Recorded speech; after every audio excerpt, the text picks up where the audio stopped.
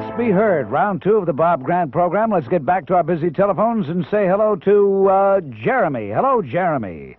You're on the Bob Grant program. Bob? Yes, what's on your mind, Jeremy? Bob, I don't get it. I don't understand how the Israelis can claim they want peace when you look at how they deal with the Arabs. Let me give you an example. Did you see the piece in yesterday's news? Hold on a minute. Listen, you better get your facts straight before jumping to conclusions. You talk about the Arabs. Do you know what the average Israeli Arab standard of living was before 1948?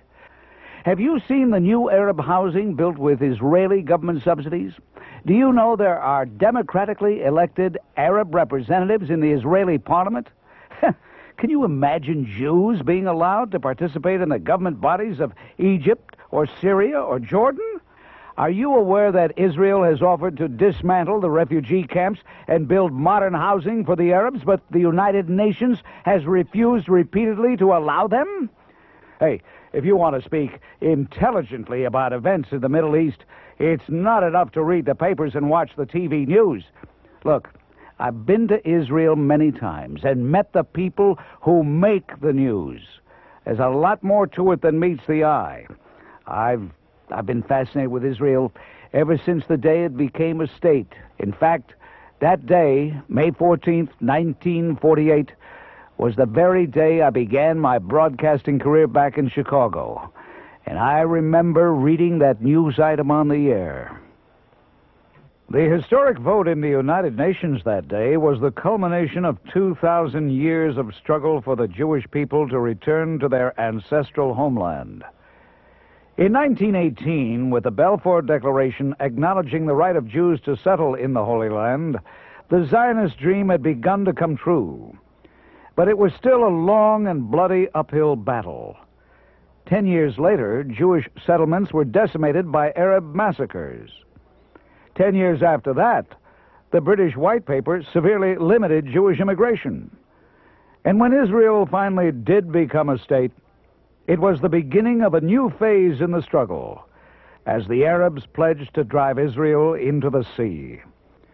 It is a conflict which continues to this day. Living in America, where we've never experienced the ravages of war, it's difficult to comprehend and even more difficult to feel what it's like to live in a constant state of siege. Now, maybe the best way to get some perspective on the Israeli reality is to trace it back even before the birth of Israel in 1948. Because the Jewish state rose out of the ashes of the worst nightmare in the history of mankind, the Holocaust.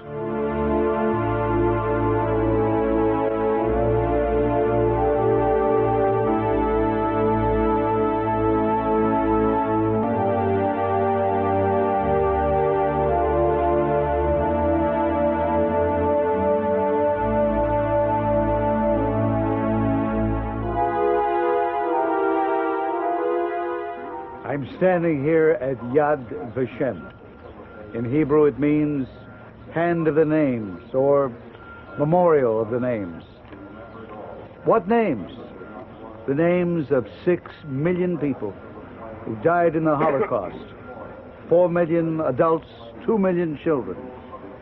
These are people who died in the Nazi death camps. And if anybody has any idea that maybe it isn't all true, that maybe it didn't quite happen that way, all they have to do is come here, in Jerusalem. And the question is, why? Why does Israel keep this memory alive? Why do Jews memorialize this horrid event? And the answer is quite simple.